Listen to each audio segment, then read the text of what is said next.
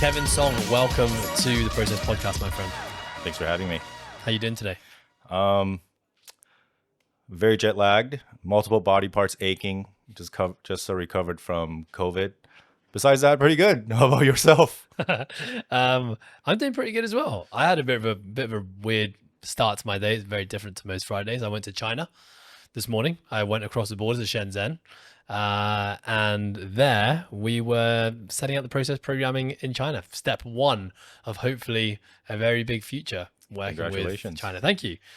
So yeah, it just feels like I achieved a million things today in a very short amount of time, but actually I didn't really achieve anything. I just got on a train, signed a few documents and came back.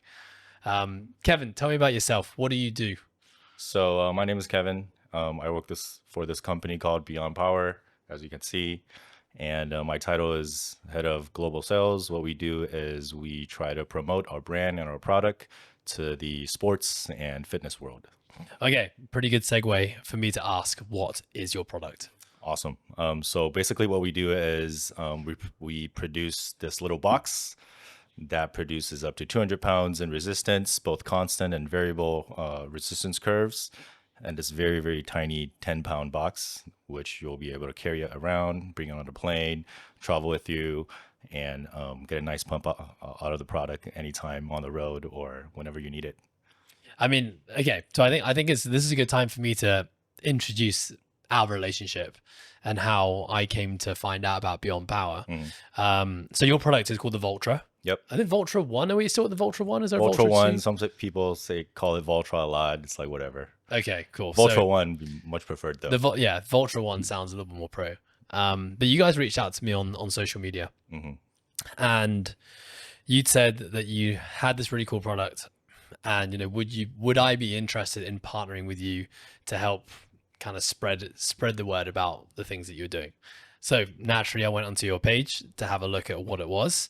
And I saw a lot of very athletic, strong looking dudes playing around this little device, as you said, which attaches kind of onto a rig, is what I was seeing, a rig or a rack. And somehow this little thing allows you to add some serious poundages. And basically it's a great tool for strength training. The first thing I thought was it looks like a cable. There's like a cable machine that's portable. You can kind of move it up and down, move it around your little gym. So that's the first thing I thought. It's just a portable cable machine. So I'm not gonna lie, I was pretty dubious. I can't even remember what my first response was to you. I think my response was something along the lines of, looks like a really cool product, but I can't vouch for anything until I've tried it. And I think that's something I've always believed in, right? I can't say to the world that something's good if I don't genuinely believe that something's good. So I think my response to you was, I would love to help you, but I need to try this thing. I need to have a play around in it. Someone needs to educate me about it. How can we do that? The next cool thing, which I thought was awesome, was that you and your team, you guys came to Coastal Fitness, and for one of our professional development sessions, which we have every Tuesday here, you basically gave us a rundown on the Voltra, how to use it, how to set it up. And then we basically played around on it for about an hour. And at the end of that hour, I was like, okay, how can I help you guys?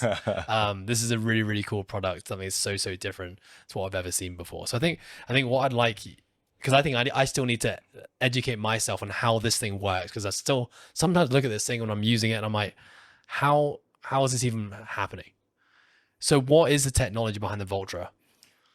So without giving out too much of the secret, so basically it's a portable device, and the technology it uses, it's basically an electric motor that generates all the resistance. And by using very, very complicated algorithm, we'll be able to very precisely control the resistance that's being pumped out from the device. And by doing that in a very, very small footprint, that's the Voltra. But it's not actually just a cable machine, is it? Well, in a sense, it is still a cable machine, but just done differently. So, okay, you're very ambiguous with all the cool features about this thing. It's good. It's humble. Okay, why I'm going to say it's not really a cable machine is because on a cable machine, we have a set resistance profile. Right, which basically means we can select the weight that we put onto a cable, typically by like selecting the plates that we're stacking up as we pull. What we mean by has an equal, a steady resistance curve is that as you pull it, doesn't matter how far you pull that thing, the amount of weight you're pulling is always staying constant. What the Voltra has, which I thought was really, really cool, is it basically allows you to alter the resistance curve. Yep. So in classical strength and conditioning, which I think not a lot of coaches know about, to be honest, but it's something that I've always thought about because when I started getting exposed to things like moment arms and resistance curves, I was like, wow, this is a game changer to exercise selection. So, okay, let's make this super simple. A band. I think every gym has resistance bands. We know the resistance band, the further you pull and stretch the band, the more resistance or the heavier that band gets, right? Another thing that we often use is chains. So when you attach chains to the end of your barbell and you do a back squat, as the chains collect on the floor, the bar is ultimately getting lighter. Mm-hmm. And as you stand up and the chains lift off the floor, the bar is getting heavier. The Voltra has the ability to basically change that cable into a band, and it has the ability to change that cable into chains without obviously actually turning it into chains or a band. It also has that really neat thing, which I think is awesome, which is the eccentric overload component, which I think is, I think that's probably the thing I use the most on it. And okay, I'm going to water this down as much as I can in my own terms. To every movement, there is a concentric phase and there is an eccentric phase. So concentric phase is typically when you're pulling against the resistance of whatever it is you're trying to do. So if we're doing a cable row, for example, we're pulling something towards us. The concentric phase is we're moving that handle towards the body. And the eccentric phase is that handle is moving back and away from the body. So the body is always strongest in the eccentric portion of a movement. And it's really cool that you created somehow on the Voltra the ability to have different loads for the concentric and the eccentric of every repetition. So for example, I could do a cable row and it's 10 kilograms I pull up, and it could be 20 kilograms that goes back. And obviously it has a way of picking up the distance of your cable, so it knows when you've reached the end of your rep, so it knows when to add the weight on. And then so it's just basically a much greater way to train closer to failure. Anyway, I'm talking a lot about the product, but tell me about all this. Like, where did this idea to create something that wasn't just a portable cable machine? Because to be honest, I think that the Voltra being a portable cable machine that doesn't need 200 kilograms worth of like a frame that you can't move anywhere is already a pretty cool product. But then there's all these other things that nothing else has. Where did that all come from? So yeah, basically what we did was we made like eccentrically loading your resistance possible in a very elegant fashion. So it's very easy. You just do it with the tip of your finger, which is kind of cool.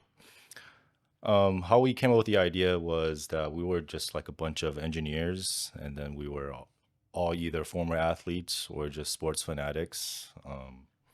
Having all these technology at our disposal, we wanted to do something very cool in the sports industry. So we positioned ourselves as a sports technology company, and basically what we want to do is to create the coolest sports technology company of our generation by building very, very cool products on the foundation of technology. That's basically what we wanted to do. So we looked around, we had different ideas, and then I guess we thought that there was this niche, there was this gap of trying to make performance training more affordable and more accessible to the mass public. And that's how we came up with the idea of doing something portable, making resistance profile adjustments very easy. So that's how we came up with the idea. And then we started, drawing up the blueprints, doing a lot of calculation. And then in theory, this could work. And then we went in and started all the development and research process. Okay, so that's interesting. It sounds like, I think, with a lot of businesses, sometimes someone already has, this innovative genius idea, and they basically bring that idea to life and whatnot. Sounds like you guys had this idea of entering the fitness market. You're a bunch of really smart dudes, like you said, with an engineering background. And then you kind of like fished around in the market to see where there was an option, where there's something, where there's an opportunity. And then you started creating the Voltra. Is that kind of how it went down? I can't really say for the for the guys who actually came up with the idea, but I would say somewhere, more or less, yeah. So I guess I could share this. Billy, our founder, he always had this idea of growing up as an athlete himself. He's always seen athletes at a younger age not having access to like expensive training equipments to do like eccentric overloading or like concentric focus training, things like that. So he always wanted to do that, do something to kind of fill that gap to solve that problem. So And sorry that to interrupt you there, Kevin. Was the problem that youngsters didn't have access to Yep. full gyms, and he wanted to create something that was accessible and portable? Yep. And okay, gotcha. Yep. So, Continue. young athletes or, smaller programs, they don't have the budget to buy those very expensive equipment at the time. These were the only possible options to achieve eccentrically overloading resistance or do other kind of high performance training, right? So he saw that problem and he saw an opportunity.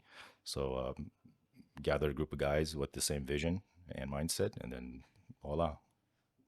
And this team of engineers, what was Billy's link with engineers? Was he someone who was really interested in tech, or did he find a bunch of like basically nerds to start working with to create, to couple the two ideas of fitness and technology? Yeah, so he's this very, very smart engineer. His story is very interesting. So both his parents are professional athletes. His dad played soccer, and I think his mom competed professionally in volleyball. So naturally, both his parents had high hopes in Billy, in terms of becoming a professional athlete growing up. Long story short, he became this big disappointment in terms of his athlete career, and then started a tech company. So yeah, and he worked in a lot of big tech companies, and then decided to do something on his own. So when I look at on, I know nothing about technology really. Like I'm a bit of a dinosaur, to be honest, when it comes to this kind of stuff. But when I started playing around with Voltra, there was a lot of cool things about it beyond the things we've already talked about. Like it has a digital screen. It's Mhm. all touchscreen. It syncs with your phone. It has an app that does all that stuff for you. You've got wattages. It counts your reps. It does all this other stuff that we haven't even talked about. And then it's like even the attachment, how it attaches to the anchor, right? So you put this anchor, and then basically this thing kind of like, I don't know, I just think it's like a vault is all I think about. It's like and like sucks into this thing, and it is like rock solid. Like, you remember in our first session, you said you can try and jump on this thing and try and dislodge it. Yep. And I was like, surely that's not gonna hold, an 100-kilogram person jumping up and down, which is like, someone like Mark. And it really is. It really is like once it's in there, it's in there. So I feel like there's all this other technology around it that just makes it pretty damn cool. And by the way, full disclosure, Kevin, you're not paying me to do this. Like Yep. there's I have no deal other than the fact that we have a couple here that we use all the time. I just think it's a really cool product. So I just wanted to be fully honest about that. But how long does it take to create something like that? From the initial inception of this idea and finding the gap in the market to actually creating what you guys have now, which I feel like, personally, again, I'm a bit of a dinosaur with this stuff, but I've never seen anything like it before. What did that timeline look like? So before officially launching the product back in September of last year, so we spent probably, I want to say, more than 3 years behind closed doors, just doing pure research and development. So just pounding away, blood, sweat, tears. So yeah, that's 3 years with a lot of money, a lot of time. That's how long it took. And at what point did you feel like, okay, we have something, we're ready to go? Ooh, that's a great question. I don't think we were confident enough until like probably late August of last year, after getting some very, very valuable feedback from a lot of coaches around the world that, okay, we actually have something here. Let's try to launch this and see where this takes us. So that was 10 months ago. As I'm always very interested in like the inception of small businesses, how Mhm. businesses get to where they are today. So you guys, I'm assuming throughout this trialing period of you're creating this technology, are you just sending it out to loads of people to try? Are you like, how are you gathering feedback? At the time, we didn't have the luxury of sending out a bunch of units. So we only had a couple of prototypes. What we were doing was basically carrying around, flying to meet with different coaches from different sports teams, from like college level to pro level, getting side-eyed at the TSA agent, going through security. But yeah, basically that's what we did. We carried those a few very, very precious prototypes, and then we had to visit people one by one and to ask them, to beg them to try it out, and then give us some feedback and ask them what they thought. And back then, the product was nowhere near what it looks like right now. So it was that was tough. But What were the early iterations of the product? I would say the form looks very similar, minor differences, but in terms of the smoothness of the resistance was nowhere near as good as right now, and obviously didn't have as much function as the version that you see right now. And in terms of gathering feedback, who are you targeting? Mainly coaches at a higher level. Let's say Division 1 and above. So we spoke to a lot of college coaches from NCAA Division 1 schools, a lot of basketball coaches, a lot of football coaches in the United States.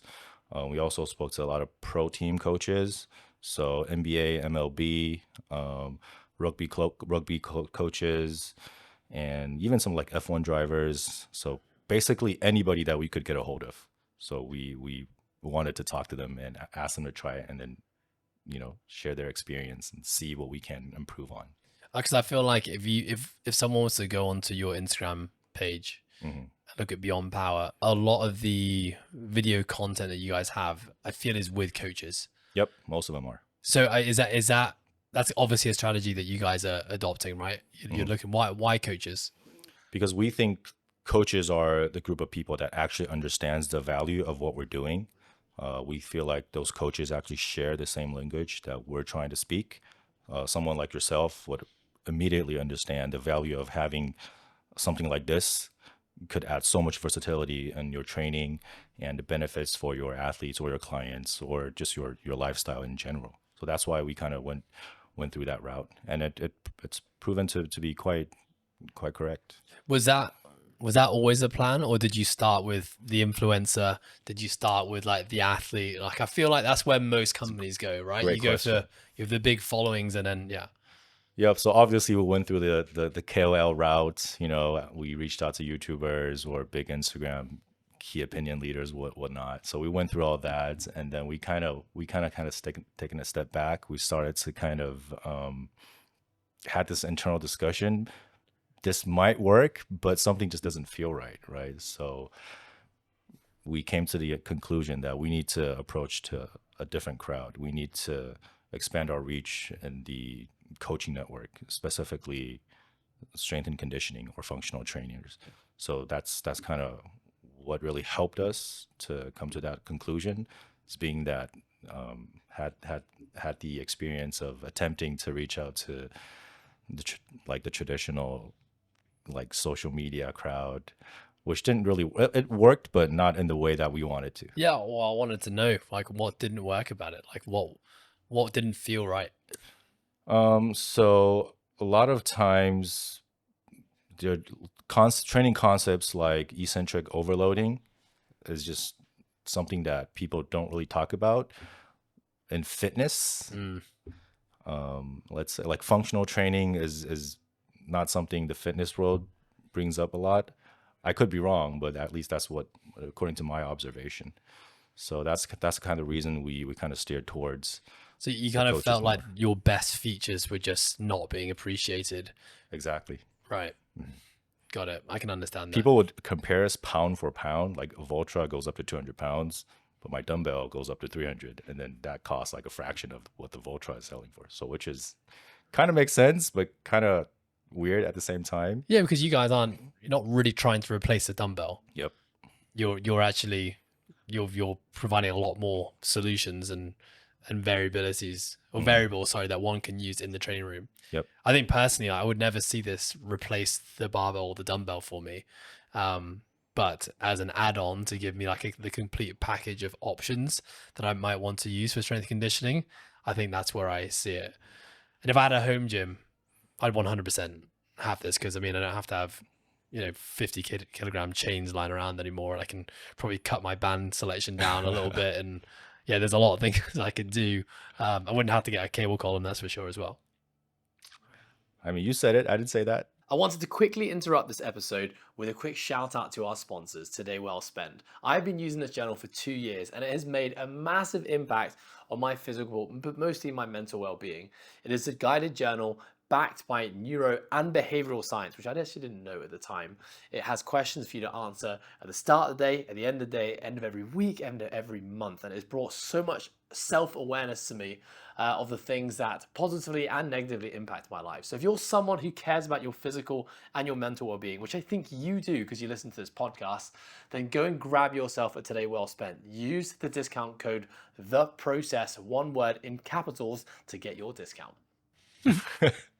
What do you think have been some of the biggest like turning points or crossroad moments in Beyond Power and Voltra's like lifespan so far? I mean, how many years ago did you guys launch?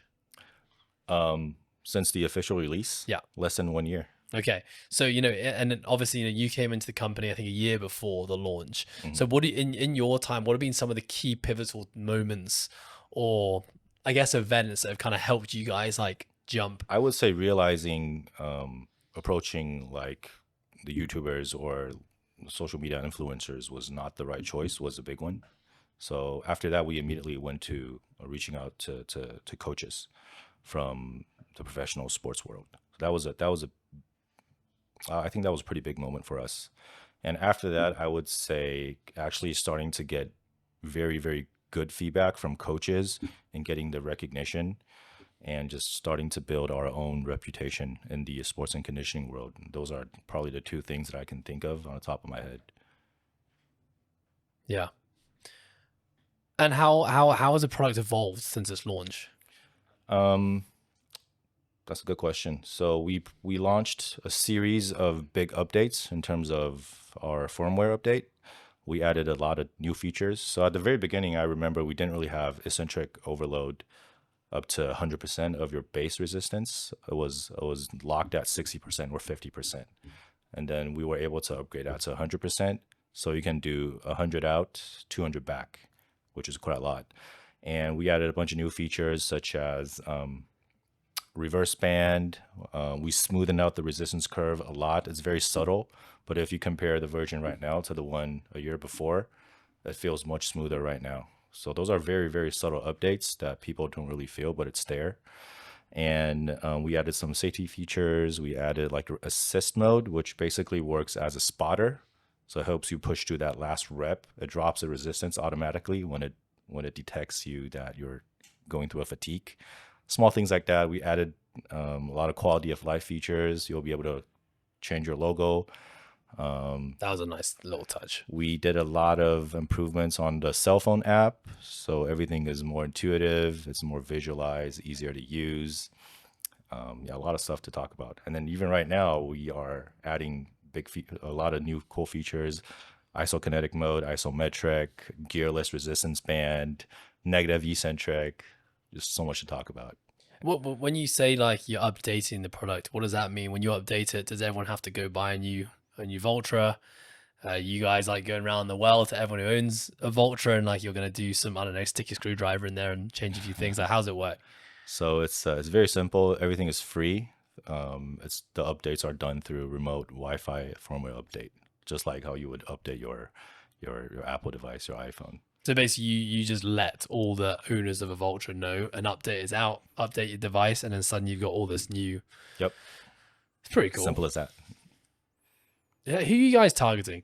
I mean, I know you work with the coaching world from a marketing perspective, but are you looking to get this into Tesco, or I mean, what's the American, like a Walmart, and like sell millions through that? Are you working with sports teams, people at home? Like, who's your target market? I would say right now it's a bit of everybody. That's the cool thing about our product, is that people can find some use from like, let's say like kids in high school all the way up to like NBA players are able to use our product in some extent. The majority of our clients are home gym owners or just personal users. But like what you said, our marketing strategy or our go-to-market strategy is to approach the professional sports teams, the professional coaches. So we believe that if we are able to convince them that the product is very valuable, it's so much easier for us to filter down to the general population. Yeah. What are you finding the biggest challenges with that are? Like what getting the Vultra out to people at home, so the personal user, what have been the biggest challenges since you've been a part of it? I would say the biggest challenge is the steep learning curve. The product has so much to talk about. We just haven't really done a good enough job of actually telling people what can be done with the product. What are the benefits of like damper mode? What are the benefits of having a quantifiable resistance band? Things like that. It's we just need more. We needed to do more content to teach people how to utilize the product. So right now our biggest challenge is we need more educational content and start to teach people about the benefit of the benefit, if that makes sense. So more and more people will start to understand, okay, this thing actually will benefit me a lot than I actually expected it to. How big's the team? The whole company, Yeah. around 60 people, I'd say. Okay, that's actually pretty big. That's way bigger than I was thinking. Not, no, it's not small. 90% more than 90% of it are engineers. That's So awesome. yeah, I'm actually the minority in the company. Does that, in your opinion, explain why you guys are producing such a great product, but the thing you're struggling with is the getting it out to the world or telling the Yeah, world about it? yeah. So we're very good at making product, but we're not very good at promoting it or making it look cool. And so I guess maybe going to like your role and your job, head of global sales. What does that mean for you? Like, what are some of the things that you've been trying? What are the things that you have tried, haven't worked? We know about the KOLs and we know about the influencers. But I think you were just over in Vegas. I feel like recently, ever since we first met, you've been traveling the world quite a bit. You're at different conventions, different shows. Yeah. What is your role and what is your job looking like?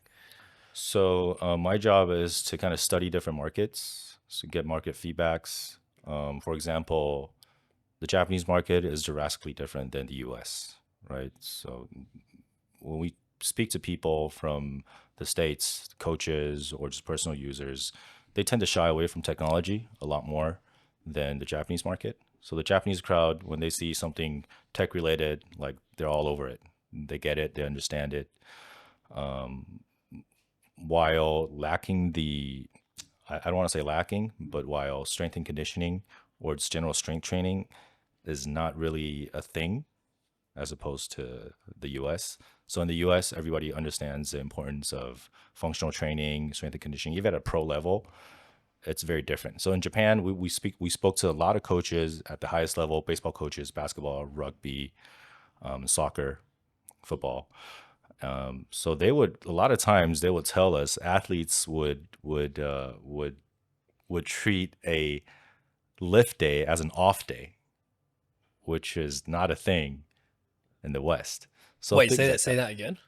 So what do you mean? The lift day is an off day? yeah, so they would It just doesn't count as training. something like that. Yeah, exactly. So they practice very, very hard. So the Japanese teams, they practice very hard, but they don't really spend enough time in the weight room. Yeah. So I didn't say this. So this was No, I'd agree with that. yeah, for this sure. was brought to us by several coaches in Japan. So it's not exactly good or bad. It's just understanding different sports culture and There's different there's a markets. bias towards actual like on field playing versus time spent in the weights Something room, like training that. room. Yeah. Yeah. So different markets have like different challenges. So we kind of have to study that and then come up with like creative ways of actually penetrating these markets. That's basically sums up of what I'm Why do doing. you think the US, in your experience, is like why do they shy away from technology more? That's a good question. I don't know, to be honest. Um, I guess it's just something that they're Not not comfortable as with? familiar. Yeah, Supposed to like the, I think Japan. that's how I feel. I also think that I think in recent times there's so much on social media about someone trying to create the next, I don't know, the next game-changing product. And then when you see, like, no offense, but when I first saw the Beyond Power, I was like, this is just another gimmick. This is just another little gimmicky thing that someone's trying to like convince. And then, in a year's time, it's going to disappear. No one's going to be using it. And so I feel that I'm just a bit more apprehensive when seeing like, technology in fitness. I also think there's a lot of technology in fitness that I have seen that I haven't been a fan of. I don't know. Maybe it's like, maybe because I like CrossFit, which is very old school. And it's like, it's gone back to the bare basics of barbells and kettlebells and body weights and gymnastics.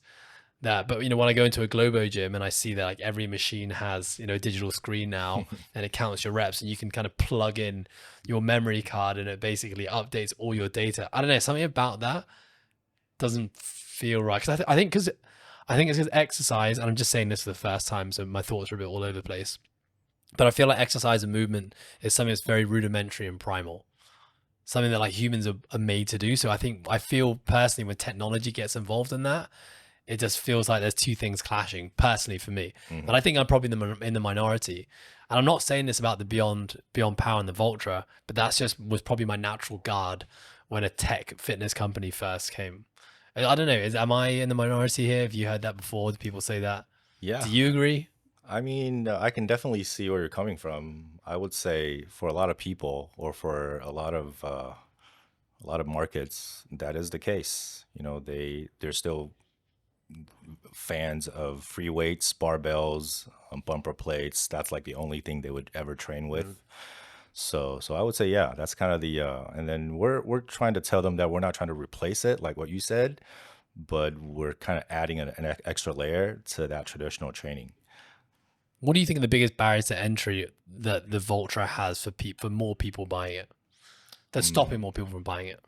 I would say just actually understanding the product is one, and besides that, probably the price point. Yeah, probably these two. How do you? I mean, is the goal to ever bring that price point down? Like, how much does the Voltra sell for? So the Voltra itself in the US is $2,099, so that's not cheap. What's a cable column?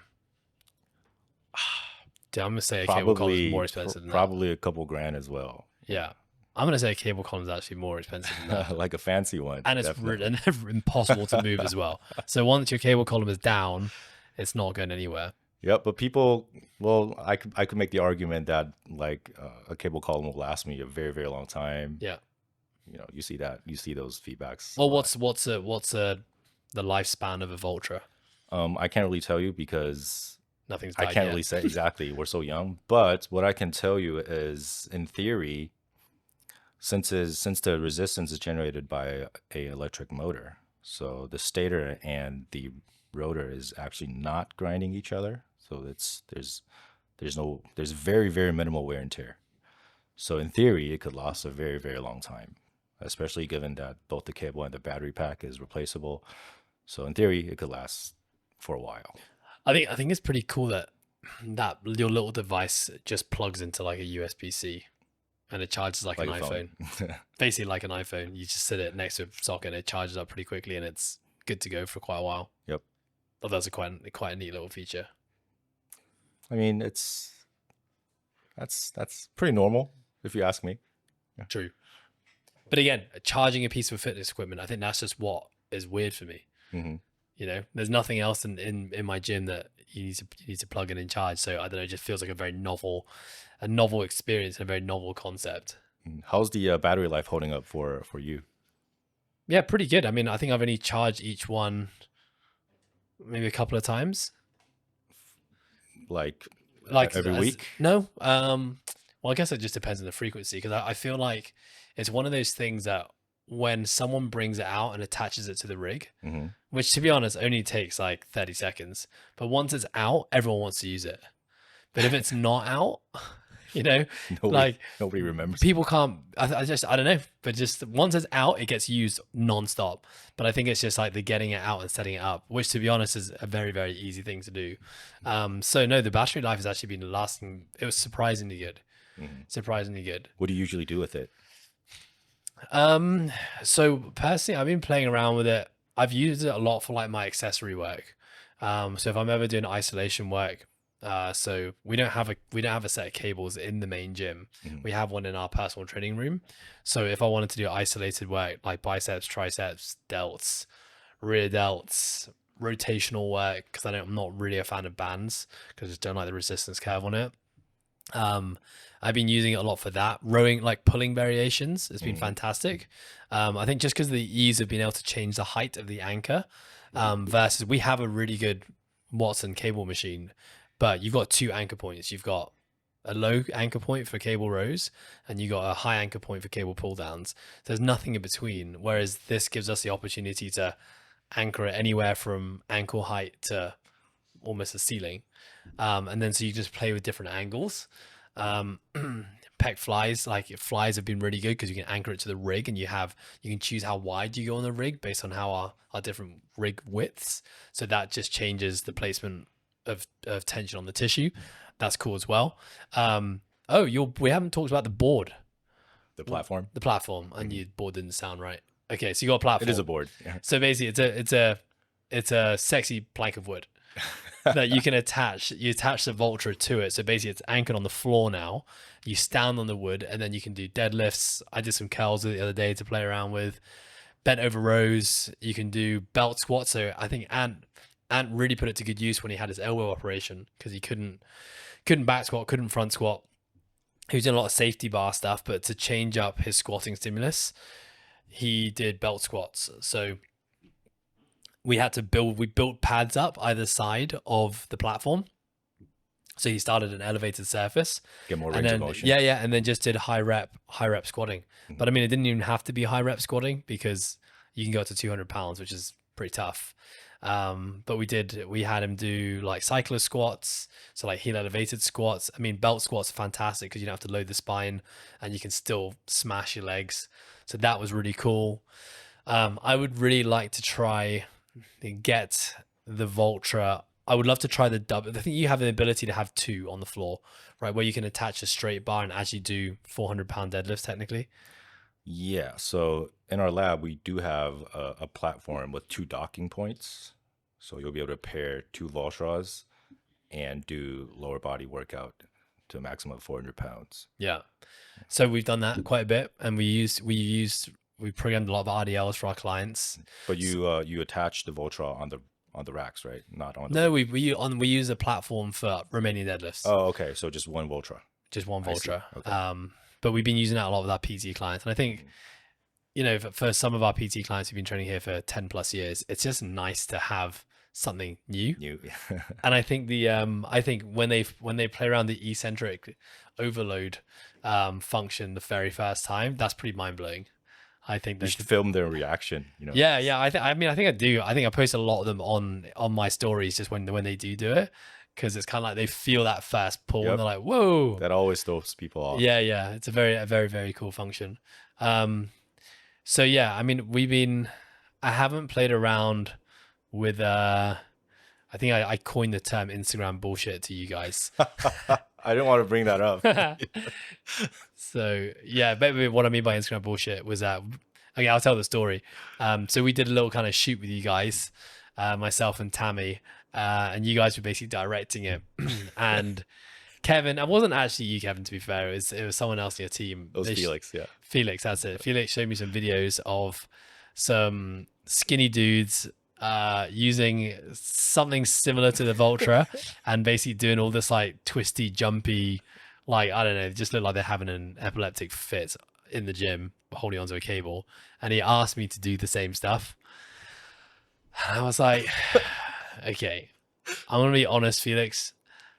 I get it. This might not be a bad exercise, but this just isn't me. Like, I don't do this kind of stuff. And I said, this is just Instagram bullshit. And what I meant by that was that I feel like there's a lot of people on social media that do, overly complicated exercise, which actually, there's not a whole amount of return on investment per rep that these guys are doing. It just looks kind of fancy and it looks very different. And I can resonate because when I first started coaching, I was doing that stuff. I was trying to reinvent the wheel for exercise, and I've just, in my head, I thought the cooler the exercise looked, the more intrigued someone would be to work with me. So I totally get it. Anyway, I basically told you guys straight up, like, I'm not doing that. I'm not going to do Instagram bullshit. But I ended up doing it. I ended up doing a few of them because I was like, you know what, I'm going to try this exercise and see how challenging it is. And I think at the end, I was like, this stuff's actually pretty hard. I'm going to start doing something. You were convinced. Yeah, I'm going to start incorporating it into my program a little bit. So yeah, maybe I ate my words at the end of that session. Do you guys set big goals? How do you guys function as a team? I would say we have big goals in mind, but we don't try to overshoot them. So we like ultimately we know what we want to do. We want to be create like the coolest tech company or whatnot. Yeah, can I just pause you there, Mm-hmm. Kim? Because I think about mission statements and goals a lot. Mm-hmm. When you say coolest, what does that mean? That's a great question. I've never thought about that. Yeah. Do you think we're cool?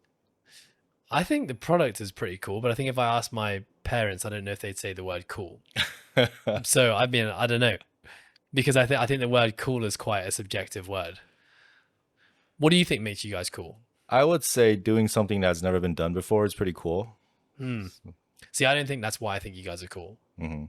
I think why I thought you guys are cool was because I got to meet the guys behind the company, and I thought you were a cool group of guys. Thank you. No, I genuinely thought that you were all very down to earth. We had a good laugh. It was like we were able to have very real conversation. And just a bunch of normal dudes, you know, just who are clearly really passionate about their product and their brand. And I thought that's what I think was cool. Thank you. So yeah, I think maybe, yeah, obviously technology and the machine is I guess cool, but I think more like this is just very innovative. So yeah, I don't know. Back to you. What do you think makes you cool? Yeah, like I said, doing something that's never been done before is pretty cool in our book, and just being able to be around like a lot of very respectable coaches in the industry, having like daily conversations with them is pretty cool as well.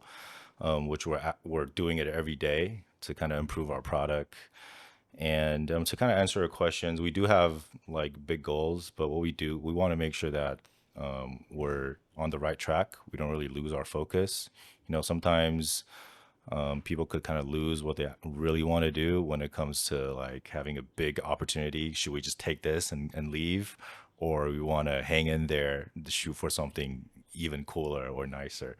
So it's I guess is to having that mindset of a mid to long term goal really helps you focus on the present, if that makes sense. Yeah. So that's what we're trying to do. We do have a very, I want to say we're pretty ambitious when it comes to setting our goals, but we understand that there's something to be done. We need to take it one step at a time. Are you open to sharing what any of those ambitious goals are? What was that?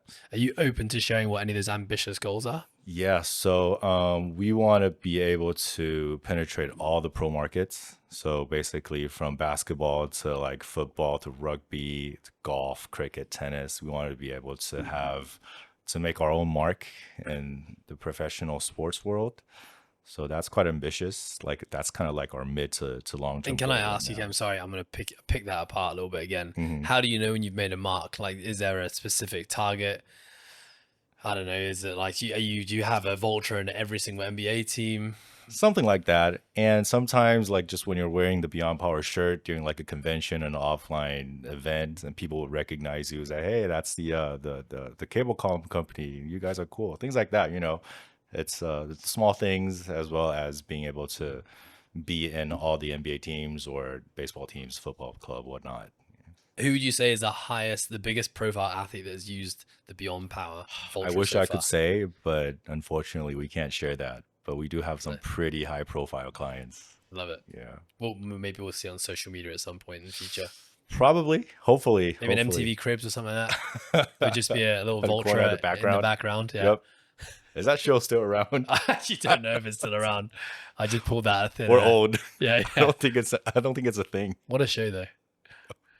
What a show. MTV Crib. Yeah. That was a go-to after school.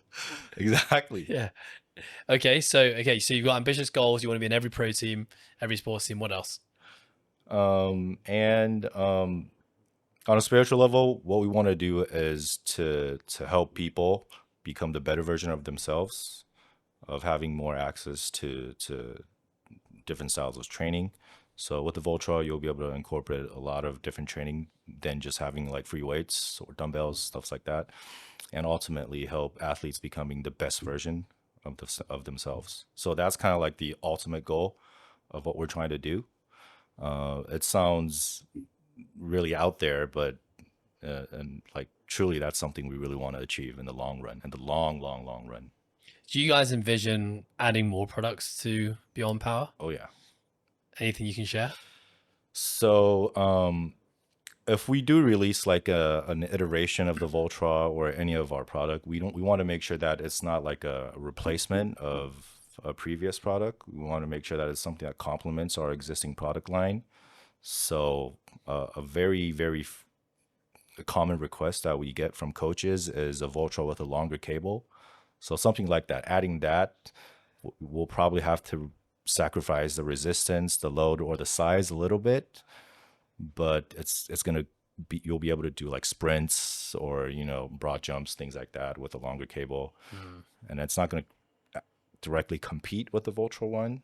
So things like that, right? So we want to make sure that people don't. A lot of people would say, oh, since it's called Voltra 1, there's going to be a Voltra 2, like the iPhone. It's like there's going to be a new iteration every year, which, to be honest, that's not what we have in mind. That's not our plan. And besides the Voltra unit itself, we also are trying to build an ecosystem around the Voltra. As you can see on our website, we have so many different mounting options, the bar mount, adaptive mount, sliding rack mount. We're releasing a strap mount, and different travel platforms. We want to make sure we have like accessories that goes with the Voltra. So that's kind of our idea of releasing our product. So definitely, yeah, we have so many ideas, so many cool fun toys in the R&D pipeline. What's it like working with a team of like really smart engineers? Because you said you're one of the only guys in the team that's not an engineer. Like, how do these guys function? So I serve as the person that actually absorbs all the market feedback. So I would kind of process it and then share it with our engineering team, and then they would just make things happen. And then we play around with new ideas, and it's and then they would give me more feedback to ask the market. So that it kind of works both ways. Is it almost like these guys can just create anything? So a lot of times, yeah, it feels like that way. That's so cool. It's pretty cool. We break a lot of stuff in our lab, which is crazy. Yeah, as in just trying stuff. And just trying stuff, testing the limits, and then it's like, why don't we try to heat that to 200 degrees, see what happens? Things like that, like crazy, stupid stuff. How many of the engineers in your team actually work out? That's a good question. So we have a couple of office gyms. I would say probably 1/3 people are lifters. Some other would hop on the treadmill or a concept rower on a daily basis. So I would say about 2/3 of the group. Okay, so 2/3 of the company get it. They're actually practicing what they preach and actually able to test. Yep. Oh yeah. So in our office gym, there's like a bunch of Voltra units like everywhere. So everywhere you look, there's like a Voltra somewhere. Some are like so beaten down, it looks like almost sad, but it's still working. Yeah. That's awesome. What does the more immediate future hold for you guys? Immediate what? The more immediate future hold for you guys? So what we're spending a lot of our resources into refining the current product. So the current version of the Voltra 1, we're doing, like I said before, we're releasing a lot of new features via our firmware update. So that's like our biggest focus right now, as well as working on a lot of content. So we wish to come up with more orientational content to kind of guide people through how to maneuver around the Voltra, what the different setting does, things like that. So that's what we're working on right now, as well as looking for new opportunities in terms of like partnership or strategic like collaboration. So those are the immediate things that we're trying to do. Love it. Kevin, well, I just want to say I'm very grateful for the product. Very great to have met you and your team. I think it's a very cool thing that you're doing, that you're actually going out and you're spending time with the people who are using your products and educating us on how we can use it. And then, just staying in contact has been a very cool. I feel like it's more than just the product. And I think did you know the story behind how we found out about Coastal Fitness and your team? I do. So my sister and her husband actually plays golf at Optimus, which is Yes, upstairs. So that's a I was telling them simulator. about, hey, we're looking for, a coach to kind of work together, and he's like, oh, there's this gym called Coastal Fitness where we play golf, and like, you should reach out to them. So all right, cool. And then so one of my colleague Elliot, so he runs our social media account, reached out to you guys, and then obviously you gave us that response was basically like the polite way of saying, hey, stop your bullshit, things like that. So one thing led to another, we hit it off, so it was great. Yeah, awesome. Why does your sister not join Coastal? I'll make sure to ask her that. Please do send it on to her. Yep. But Kevin, thank you so much for joining me on the show. It's been great to learn more about the product and the brand and what you guys are doing. Where can people find out more about you and Beyond Power? Thank you, Ed. So follow us on Instagram. It's Beyond Power Official, or visit our official website, www.beyond-power.com. And check us out on Reddit. And that's pretty much it. Love it. Thanks for your time, buddy. Thank you, Ed.